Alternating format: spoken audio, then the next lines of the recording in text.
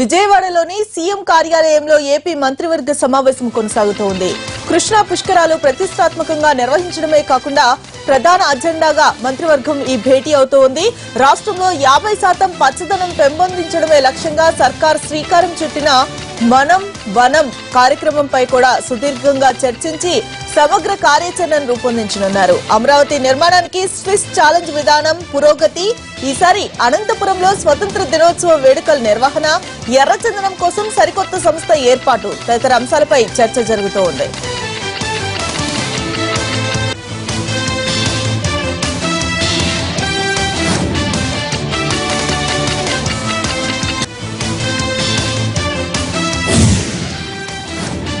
AP రవాణా శాఖలో online registration సదుపాయం అందుబాటులోకి వచ్చింది. ఇకపై వాహనం కొన్న షోరూంలోనే రిజిస్ట్రేషన్ సదుపాయం కల్పించే పైలట్ ప్రాజెక్టుకు విజయవాడ నుంచి మంత్రి సిద్ధా రాఘవరావు శ్రీకారం చుట్టారు. మంత్రులు దేవినేని ఉమామహేశ్వరరావు, కొల్లు రవీంద్రతో కలిసి వాహన షోరూంలోనే ఆన్లైన్ రిజిస్ట్రేషన్ పనులను లాంఛనంగా ప్రారంభించారు.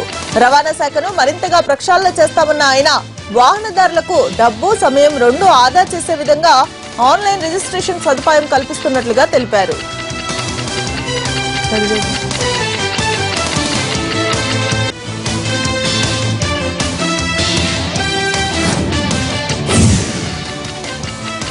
బీజేపీ సభ్యులపై ఎంపీ కేవీపీ సభా హక్కుల ఉల్లంఘన నోటీసును ఇచ్చారు. శుక్రవారం సభలో బిల్లును అడ్డుకోవడం హక్కుల ఉల్లంఘనే అన్న ఆయన కుట్రపూరితంగా సభను అడ్డుకున్నారని ఆరోపించారు. బాధ్యులపై చర్యలు తీసుకోవాలని కోరారు.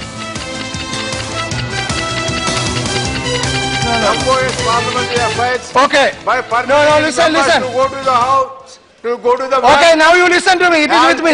Committed a Yes, I know. of the house. Now listen to me. And its members. Now you must come to. Now my you listen. rescue. Yes. Now, And you must come to my. now rescue, you please sir. listen to me. Sir. Your notice is with me. Sir. It will be examined by the honorable chairman. Sir. And the result will be intimated to you. Sir. Sit down. Yes, it is there. ఢిల్లీలో 4 ఏళ్ల బాలికపై అత్యాచారం అంశం రాజ్యసభలో కాసేపు గందరగోళానికి దారితీసింది. ఎంపీలు జయా బచ్చన్, కనిమొళిలు సభలో చర్చకు పట్టుబట్టారు. దేశ రాజధానిలోనే ఈ పరిస్థితే అంటూ నిలదీశారు. అయితే దీనిపై చర్చ జరగాలంటే నోటీసు ఇవ్వాలని డిప్యూటీ చైర్మన్ కురియన్ సూచించారు. ప్రతిపక్ష సభ్యులు కూడా చర్చకు పట్టుబట్టడంతో కాసేపు సభలో గందరగోళం నెలకొంది.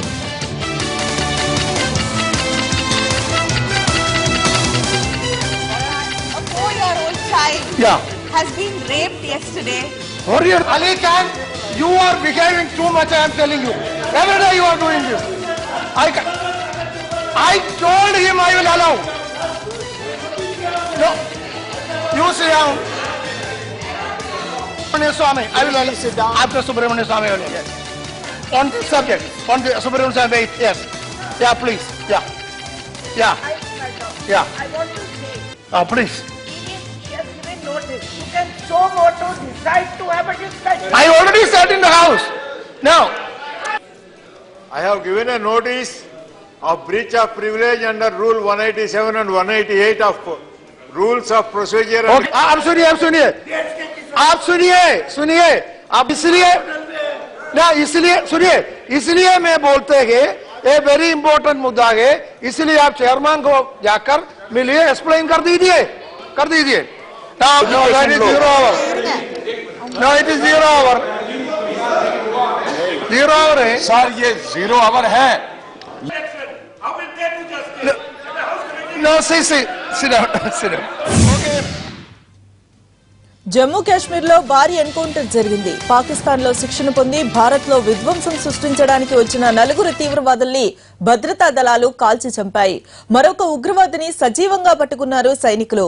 కుప్వారా జిల్లాలోని వాస్తవాధీన రేఖకు ఆనుకుని ఉన్న నౌగాం సెక్టార్ లో ఈ ఎన్కౌంటర్ జరిగింది. ముష్కర్లు లష్కరే తోయిబా, హిజ్బుల్ ముజాహిద్దీన్ ఉగ్రవాద సంస్థలకు చెందిన వాళ్లుగా అనుమానిస్తూ ఉన్నారు. అలాగే వీళ్లంతా పాకిస్తాన్ జాతీయులని తెలుస్తోంది. మరోవైపు ఓ ఉగ్రవాదిని సజీవంగా పట్టుకోవడం గొప్ప విజయంగా అభివర్ణించారు రక్షణ శాఖ సహాయ మంత్రి కిరణ్ రిజ్జు. అతని నుంచి కీలక సమాచారాన్ని రాబట్టే అవకాశం ఉందని అన్నారు ఆయన.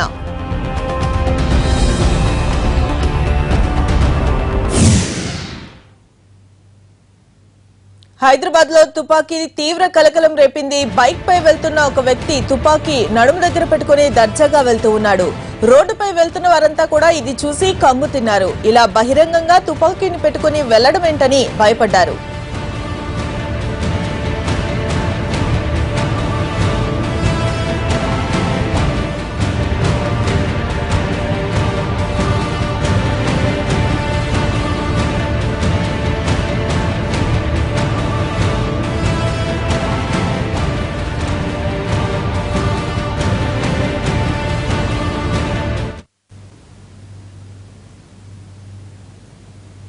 సైదాబాద్ నుంచి చాదర్ఘాట్ దాకా అలాగే వెళ్లాడు. అప్పటికే పోలీసులకు సమాచారం అందింది. చాదర్ఘాట్ సర్కిల్ దగ్గర పోలీసులు ఆపడంతో కంగు తిన్నాడు. 2వీలర్ ను పక్కకు ఆపమన్నారు. అలా తుపాకీ బయటకు ఎందుకు పెట్టుకున్నావంటూ పోలీసులు ప్రశ్నించారు. అసలేం జరుగుతుందో తెలియక నడుము దగ్గర ఉన్న తుపాకీ తీసి లోపల పెట్టుకున్నాడు. తాను ఎస్ఐనంటూ సమాధానమిచ్చాడు.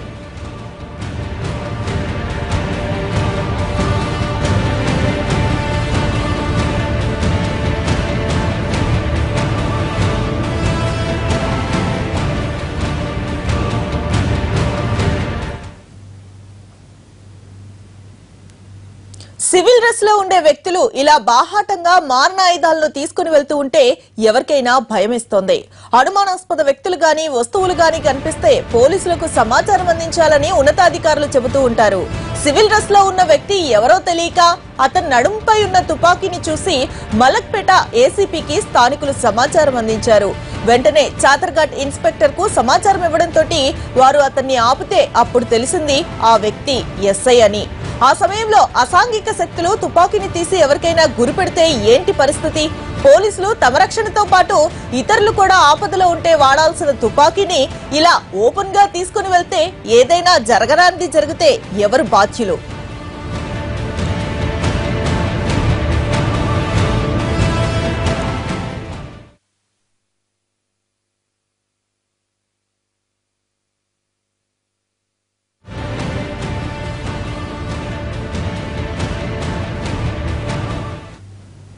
ఈ ఘటనకు సంబంధించిన పూర్తి డీటెయిల్స్ ని మనకి శర్మ అందిస్తారు. శర్మ, చెప్పండి, లైసెన్స్ వెపన్స్ క్యారీ చేసేటప్పుడు ఎటువంటి నార్మ్స్ అండ్ రూల్స్ ఉంటాయి? ఏ విధంగా వాళ్ళు వాటిని క్యారీ చేయాలి? ఇటు దీనిపై అధికారులు ఏమంటూ ఉన్నారు? అంటే ఒక పోలీస్ అధికారి డ్రెస్ లో ఉన్న సమయంలో నడుము దగ్గర వెపన్ పెట్టుకోవడం అన్నది ఆనవాయితీగా వస్తుంది. కానీ సివిల్ డ్రెస్ లో ఉన్నటువంటి వ్యక్తి ఈ విధంగా వెపన్ నడుము దగ్గర పెట్టుకోవడం, అది కూడా ఓపెన్ గా కనిపించేటట్టు పెట్టుకోవడం అన్నది ఇప్పుడు అనేక అనుమానాలకు సావిస్తోంది. మరి పోలీస్ గైడ్ లైన్స్ లో ఏ విధంగా ఆ వెపన్ ను పెట్టుకోవాలన్న దానికి సంబంధించి మాత్రం అతనికి క్లారిటీ లేదు అనేటువంటి విషయాన్ని అతను చెప్తూ ఉన్నాడు. అతడు సైదాబాద్ ప్రాంతంలో అతడు వెపన్ తో అలా తిరిగి వెళుతున్న సమయంలో స్థానికులు గమనించి స్థానికంగా ఉన్న మలక్పేట ఏసీపీకి సమాచారం అందించారు. ఆయన వెంటనే చాదర్ఘట్ ఇన్స్పెక్టర్ ను అలర్ట్ చేయడంతో చాదర్ఘట్ సర్కిల్ దగ్గర అతన్ని పోలీసులు ఆపారు. పక్కకు వాహనం తీయమన్న తర్వాత అతడు కొంత ఆలోచనలో పడి తన నడుము దగ్గర ఉన్నటువంటి వెపన్ ను తీసి లోపల పెట్టుకున్నాడు. ఆ తర్వాత ఐడి కార్డు చూపించడంతో అతడు ఎస్ఐగా అని తెలిసింది. శ్రీనివాస్ అనేటువంటి వ్యక్తి అని ఐడి కార్డు లో ఉంది. అయితే తాను ఇంట్లో కొంత హడావుడిగా ఆందోళనగా ఉన్న సమయంలో ఆ వెపన్ ను తన నడుము దగ్గర పెట్టుకున్నానని వాళ్లకు చెప్పడంతో ఆ తర్వాత వివరాలన్నీ కూడా రాసుకొని అతన్ని అక్కడి నుంచి పంపించేశారు. మళ్ళీ ఇలా ఓపెన్ గా సైదాబాద్ నుంచి చాదర్ఘట్ వరకు సుమారు 2.5 కిలోమీటర్లు ఓపెన్ గా వెపన్ తో వెళ్లడం అన్నది ఇప్పుడు అనేకమైనటువంటి అనుమానాలకు తావిస్తుంది. కొంత స్థానికులు కూడా భయం చెందారు. ఎందుకంటే వేరే వ్యక్తులు ఆ వెపన్ ను తీసుకొని, అతని నడుము దగ్గర ఉన్నటువంటి వెపన్ ను తీసుకొని వేరే వాళ్ల పైన గురి పెడితే పరిస్థితి ఏ విధంగా ఉండేదనేటువంటి అంశం కూడా ఇప్పుడు తెరపైకి వచ్చింది. ఈ మధ్య హైదరాబాద్ లో ఐఎస్ఐఎస్ లాంటి ఉగ్రవాదులు రెచ్చిపోతున్నారు, కొన్ని ప్లాన్లు కూడా వేశారు. కాబట్టి మరి అలాంటి వాళ్ళు ఇది గమనించి ఒకవేళ అతన్ని దగ్గర ఉన్న వెపన్ తీసుకుని ఏమైనా చేసి ఉంటే ఏంటి ప్రమాదం అనేటువంటి అంశాలు కూడా ఇప్పుడు తెరపైకి వస్తున్నాయి. రైట్, ఉన్నతాధికారుల నుంచి ఎటువంటి స్పందనని చూశారు? అంటేనే వెంటనే అలర్ట్ అయ్యారు పోలీసులు కూడాను. మరి దానికి సంబంధించి అధికారులు ఏం చెబుతూ ఉన్నారు కింది వారికి? అయితే సహజంగా డ్రెస్ లో ఉన్నటువంటి వ్యక్తులు వెపన్ ను నడుము దగ్గర పెట్టుకోవాలన్నది ఒక నిబంధనగా ఉంది. కానీ మరి సివిల్ డ్రెస్ లో ఓపెన్ గా రోడ్డు మీద వెళ్లేటువంటి ఒక వ్యక్తి ఈ విధంగా పెట్టుకోవడం అన్నది కొంత ఇబ్బందికరమైనటువంటి అంశమే. దీన్ని తీవ్రంగానే పరిగణిస్తున్నాం. కానీ ఒకసారి హెచ్చరించి వదిలేస్తున్నామనేటువంటి విషయాన్ని స్థానిక అధికారులు చెప్తున్నటువంటి మాట. Right Sharma, thank you.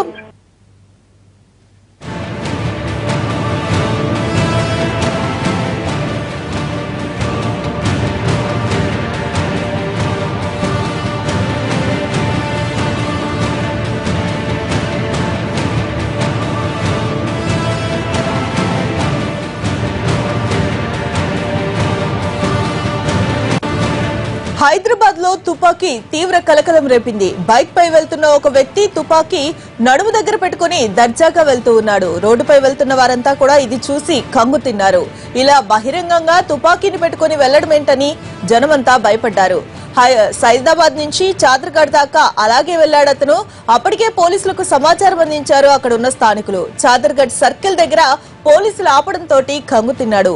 2-వీలర్ ను పక్కకి ఆపమన్నారు. ఇలా తుపాకీ బయటికి ఎందుకు పెట్టుకున్నావంటూ పోలీసులు ప్రశ్నించారు. అసలు ఏం జరుగుతుందో తెలియక నడుం దగ్గర ఉన్న తుపాకీని తీసి లోపల పెట్టుకున్నాడు. తాను ఎస్ఐనంటూ సమాధానమిచ్చాడు.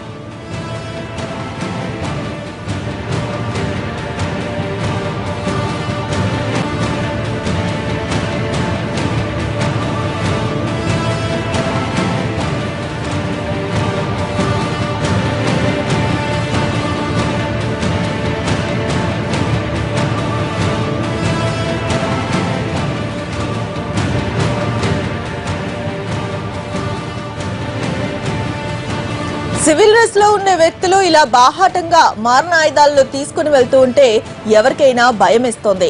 అనుమానాస్పద వ్యక్తులు గాని వస్తువులు గాని కనిపిస్తే పోలీసులకు సమాచారం అందించాలని ఉన్నతాధికారులు చెబుతూ ఉంటారు. సివిల్ డ్రెస్ లో ఉన్న వ్యక్తి ఎవరో తెలియక అతని నడుంపై ఉన్న తుపాకీని చూసి మలక్పేట ఏసీపీకి స్థానికులు సమాచారం అందించారు. వెంటనే చాదర్ఘడ్ ఇన్స్పెక్టర్ కు సమాచారం ఇవ్వడంతో వారు అతన్ని ఆపితే అప్పుడు తెలిసింది ఆ వ్యక్తి ఎస్ఐ అని. ఆ సమయంలో అసాంఘిక శక్తులు తుపాకీని తీసి ఎవరికైనా గురి పెడితే ఏంటి పరిస్థితి? పోలీసులు తమ రక్షణతో పాటు ఇతరులు ఆపదలో ఉంటే వాడాల్సిన తుపాకీని ఇలా ఓపెన్ గా తీసుకుని వెళ్తే ఏదైనా జరగరాంది జరిగితే ఎవరు బాధ్యులు?